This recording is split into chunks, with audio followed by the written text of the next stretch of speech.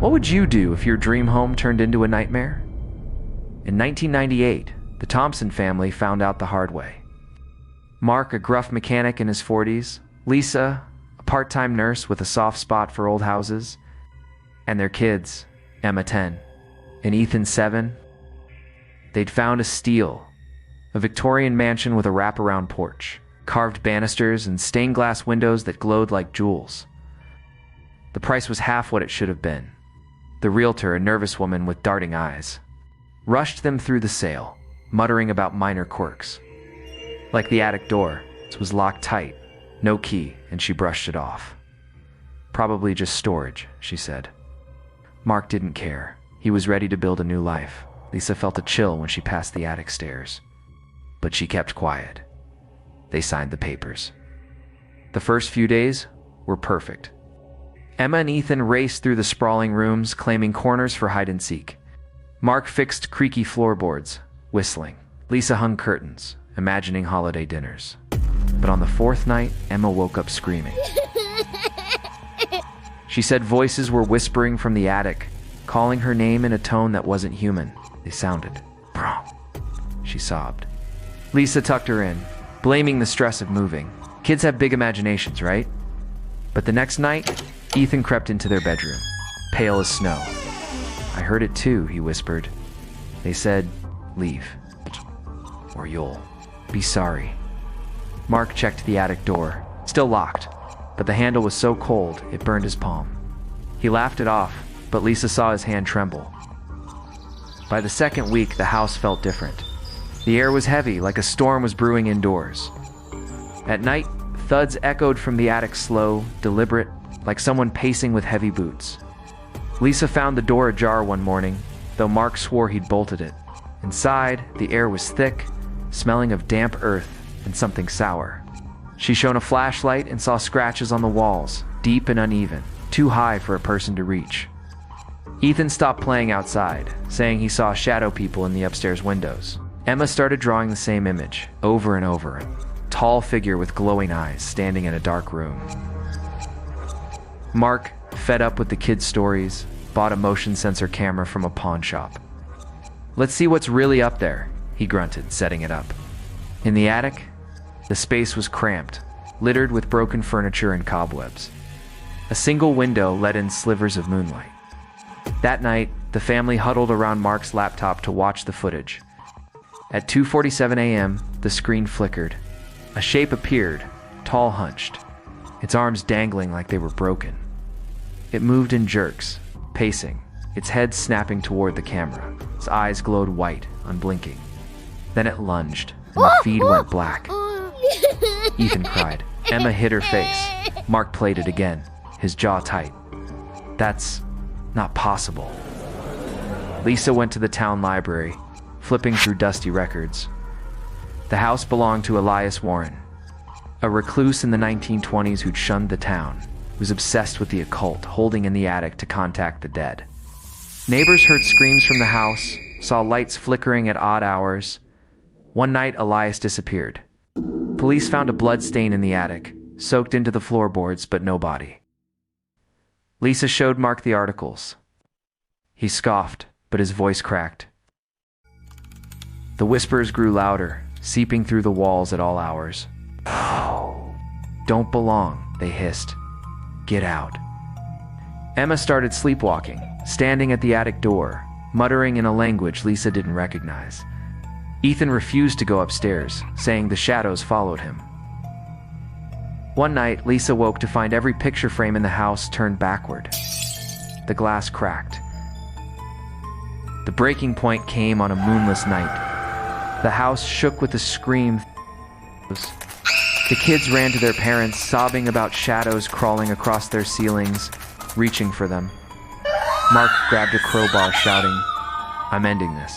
He stormed to the attic, Lisa begging him to stop. The air turned freezing as he climbed the stairs, his breath clouding. The door slammed open before he touched it. Inside, the shadows pulsed, alive, swirling around a figure in the corner. It looked like Elias, but wrong. His face too long, his mouth stretched into a grin. It pointed at Mark, whispering his name in a voice that echoed inside. His skull, Lisa screamed, pulling him back. The door slammed shut, the lock clicking. The next morning, every mirror in the house was shattered, shards spelling "get out." On the living room floor, Thompsons fled, leaving. The house is still for sale. No one stays past a week.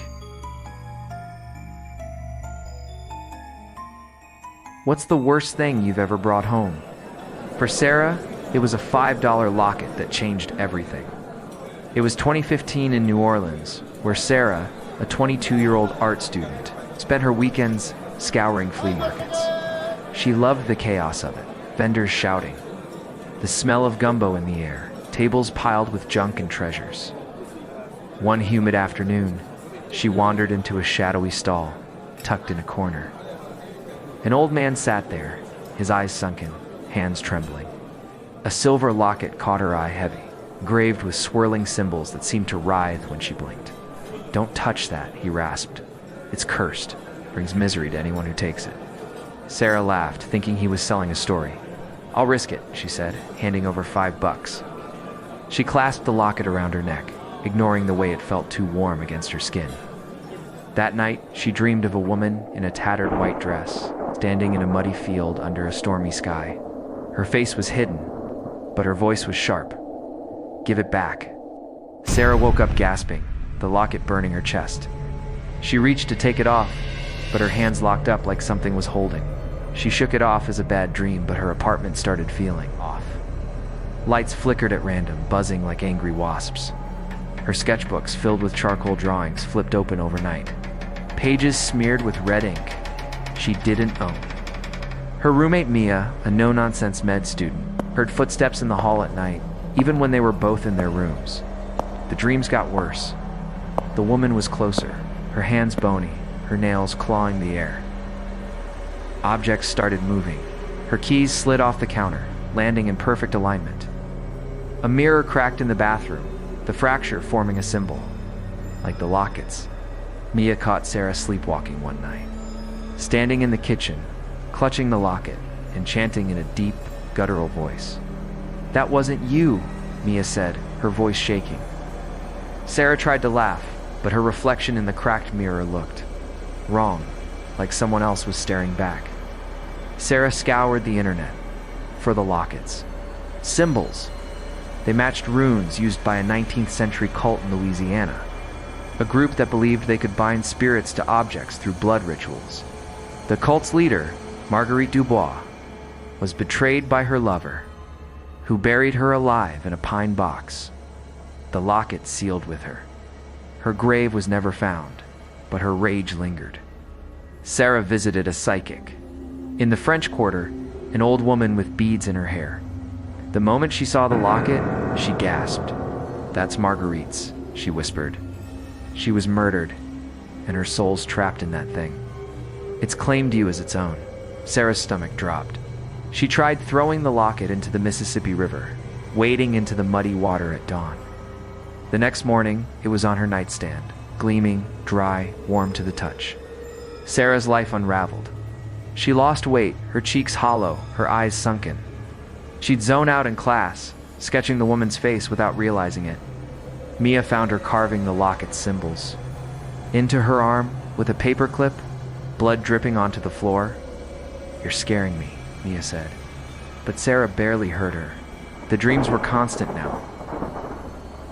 Sarah's phone played static at 3 a.m., words forming in the noise. "Give it back." Mia moved out, leaving a note. "I can't stay. Get help." One night, Sarah woke up floating 4 feet above her bed. The locket glowed red, searing her skin, the chain tightening like a noose. Her body was rigid, her eyes rolled back. She screamed, and Mia, who'd come back to check on her, burst in. Saw it, Sarah, suspended, the air crackling with energy. Mia grabbed scissors, ignoring the burns on her hands, and cut the locket free. She ran outside, threw it into a fire pit, and doused it with lighter fluid. The flames roared green, unnatural, and a wail, Marguerite's voice, twisted with centuries of rage, echoed through the neighborhood. Sarah collapsed, sobbing, her body her own again. The nightmare stopped, but the apartment felt tainted. Sarah moved across town. She still hears faint sobs some nights.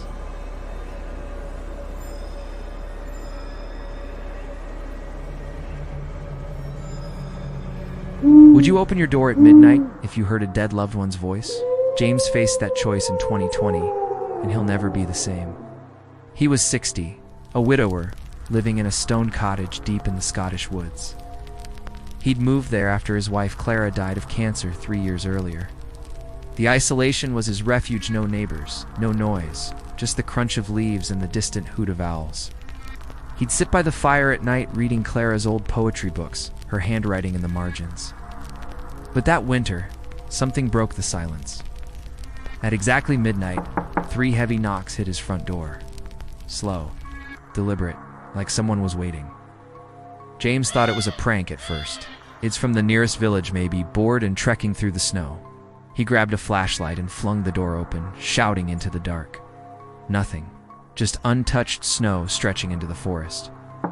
The knocks came again the next night, louder, rattling the hinges. He checked the porch, the woods, even the roof empty. The air felt wrong, too heavy, like it was pressing on his chest. He called the local police, but they laughed it off. Old cottages make noises, they said. James wasn't convinced. He bought a trail camera, the kind used for deer hunting, and mounted it above the door. The footage was chilling. At midnight, the door shook, wood groaning, but no one was there. No shadows, no movement. Then he saw footprints in the snow bare, human-shaped, unnaturally large, leading from the tree line to his porch. They stopped dead at the door, like whatever made them vanished. James's hands shook as he rewound the tape. He showed it to his only neighbor, a farmer named Angus, who lived 2 miles away. Angus's face went pale. "That land's cursed," he said. "Hundreds of years ago, it was a burial ground for outcast criminals, heretics, people the church shunned. They're still angry." James didn't believe in ghosts. He'd traveled the world, seen war zones, and thought he was past fear. But the knocks grew violent, shaking the walls, waking him from shallow sleep. One night he heard scratching like nails dragging down the door, slow and deliberate. The camera caught a new shape, a misty figure, too tall, its edges dissolving into the dark. It stood motionless, then vanished as the knocks began. James started checking the locks 3 times a night, keeping a bat by his bed. The cottage felt alive, the air thick with a presence he couldn't name. Angus gave him an iron cross, said to hang it above the door. "Old magic," he muttered. James did it, but the knocks didn't stop. They came earlier some nights, 11 p.m., 10 p.m., like whatever was out there was impatient. He found marks on the door scratches, too high for a bear, too precise for branches. His dreams turned strange. Clara, standing in the woods, her face pale, beckoning him. He'd wake sweating, the knocks louder than ever. He stopped eating, his frame gaunt, his eyes hollow. The farmer stopped visiting, saying the woods felt wrong now. On the 7th night, the knocking stopped. James sat by the fire, bat in hand, waiting. Then he heard Clara's voice, soft and familiar, coming through the door. "James, I'm so cold. Let me in."